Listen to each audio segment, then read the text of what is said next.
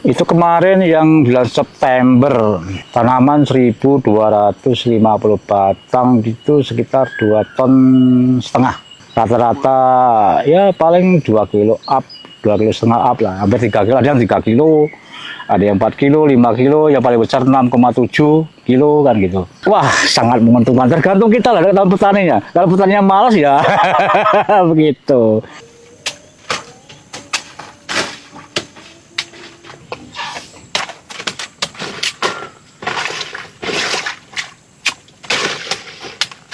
Assalamualaikum warahmatullahi wabarakatuh. Perkenalkan, nama saya Tri Herianto dengan alamat Degolan RT 04 RW 04 Jalan Kaliurang, Ombul Martani Ngemplak, Sleman, Yogyakarta. Nah, kebetulan saya di sini udah 4 tahun lebih budidaya talas pertama jenis pertama 1 dan talas pertama 2 dan pertama 3. Jenis talas pertama itu sebenarnya itu kualitas unggul, itu varietas baru dari hasil penemuan ilmuwan IPB Bogor, gitu kan. Hasil kawin silang antara talas sempir dengan talas sutra Thailand. Kalau untuk produktivitas dari segi hasil panen cukup tinggi permintaan untuk skala konsumsi. Untuk skala besar misalnya industri memang belum ada. Tapi kebanyakan skala industri konsumsi untuk kuliner segala macam, terutama kuliner talas kukus dan untuk keripik, untuk segala macam bentuk kue dan begitu. Jadi jenis warna, pertama varietas. Talas pertama 1 itu batangnya agak kuning dan daunnya berminyak. Kemudian talas pertama 2, nah yang seperti ini hijau, daunnya tidak berminyak. Kalau jenis pertama 3 itu yang batangnya ungu. Nah, cuman talas pertama 3 itu sebenarnya bukan talas pertama 3, cuman itu jenis talas Papua. Yang asli talas pertama itu cuman pertama 1 dan pertama 2. Gitu. Ya kalau perbedaan dari talas yang lain itu sebenarnya talas yang itu talas lokal, kan banyak di setiap daerah itu pasti ada talas bentul, kemudian talas kredi, kemudian talas yang talas togok. Nah, itu talas lokal. Seperti talas-talas yang di tanam-tanam di liar itu kan sebenarnya talas lokal. Kalau ini kan jenis varietas unggul atau varietas baru lah gitu. Ini ada 3 varietas. Kalau yang jenis pertama 1 itu bisa maksimal 10 kilo. Kalau yang jenis pertama 2 dan pertama 3 itu paling maksimal 6 sampai 7. Minimal itu rata-rata di 1 kilo up. 7 sampai 8 bulan dengan jarak tanam 80 cm kali 1 meter. Yang sangat perlu diperhatikan terutama kondisi lahan harus ada air, kemudian nah ini gulma sudah banyak, kemudian pupuk, kemudian untuk hamanya paling utama itu kan urat suka makan umbi. Nah, itu bisa ditanggulangi dengan organik, pupuk obat organik juga ada, untuk kimia juga ada. Nah, ini awal mulanya saya nanam hanya datar kan, jadi setiap usia tanam udah mulai 3 bulan saya timbun, saya pupuk, saya timbun. Setiap per bulan saya pupuk, saya timbun, seperti itu. Jadi akhirnya bentuk seperti ini, seperti gundukan. Fungsinya apa? Karena untuk membesar umbi supaya besar, karena umbi itu besarnya ke atas. Tanpa ditimbun umbi nggak bisa besar kan begitu. Cuman ya bedeng itu artinya cuman nimbun, artinya buat penimbunan supaya talas besar. Tapi kalau ketika kita nanam langsung di bedeng itu nanti waktu penimbunan agak kesulitan, artinya talas nggak bisa maksimal besar gitu. Tikus selama ini belum pernah ada, maksudnya bukan yang makan, maksudnya kalau ada tikus ada, cuman untuk umbi belum pernah makan tikus, belum selama saya budidaya belum pernah. Selama ini 2.000 hampir 4.000 batang, setiap panen belum ada yang cacat karena dimakan tikus, belum ada. Waktu itu saya mencoba makan talas biasa, talas lokal. Ketika saya makan seharian itu kok rasanya enak dalam arti nggak makan 1 hari itu enak di badan itu loh. Nah, makanya saya coba nanam talas, saya cari-cari talas yang punya peluang bagus lah itu. Akhirnya saya pilih talas pertama. Untuk respon masyarakat sekitar ini sebenarnya pengen nanam, cuman kendalanya kan usia tanam kan agak lama kan begitu. Kalau sekitar sini kan kebanyakan nanam ya padi, kemudian kacang, cabai kan begitu. Tapi di daerah-daerah lain sekitar Jogja ini sudah hampir nanam.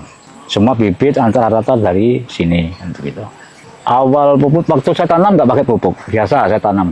Ketika usia tanam menginjak 1 bulan, nah saya pupuk pakai pakai pupuk organik kohe kambing itu yang sudah fermentasi. Nah, saya campur dengan urea sedikit, kemudian obat hama, sedikit, saya pakai serbuk tembakau bekamnya itu kan, itu. Nah, saya tabur per batang, setelah tabur saya timbun. Serbuk tembakau itu untuk apa, Pak?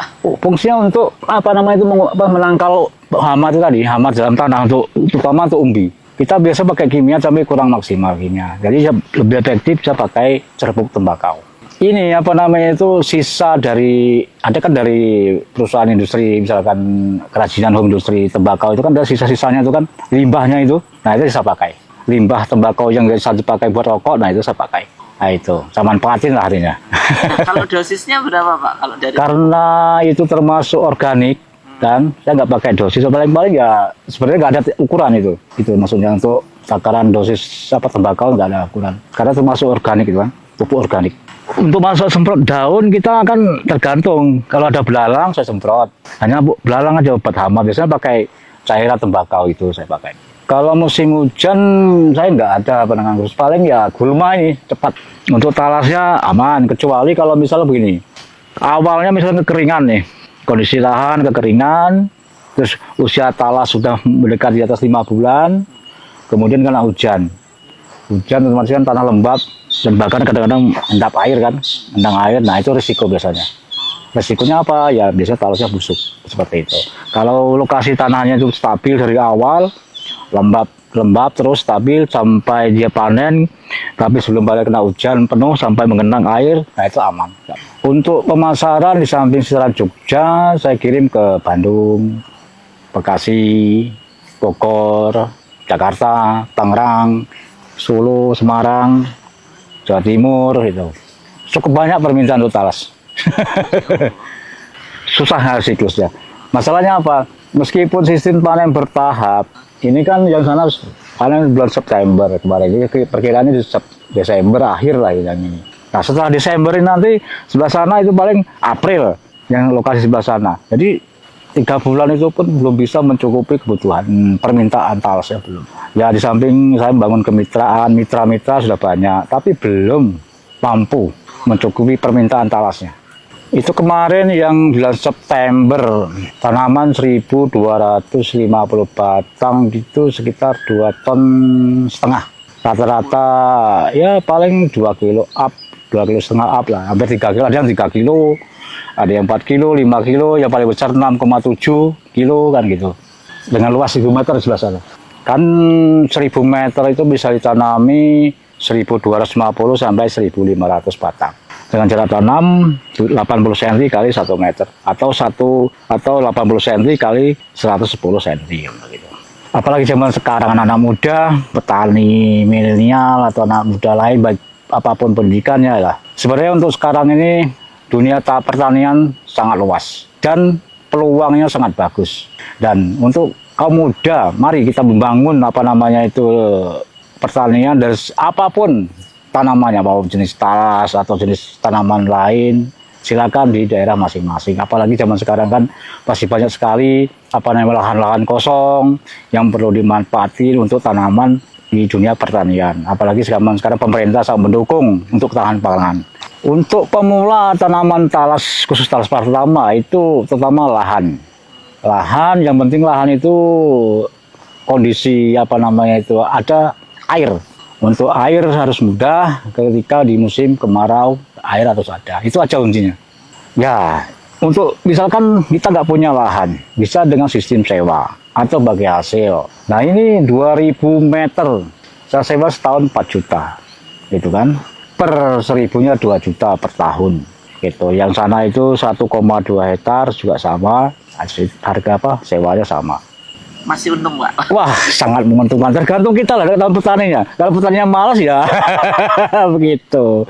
Kreativitas petani, apalagi tanaman talas pertama ini bisa ditarget. Misalkan dalam satu pohon harus 3 kilo, ya gimana caranya harus mencapai 3 kilo untuk itu per batang.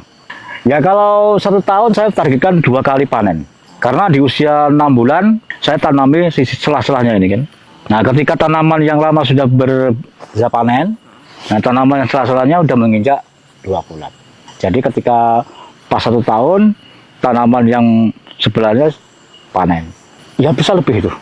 Kalau dia lahan 2.000 itu ya tergantung kita lah. Untuk skala besar di angka 8.000, untuk ecer 10.000 sampai 12.000. Bagi yang mau budidaya talas pratama, saya menyediakan bibit, kemudian bisa konsultasi untuk cara penanaman, kemudian pemasarannya bisa komunikasi langsung sama saya dengan nomor WA nanti 0877 4361 3969.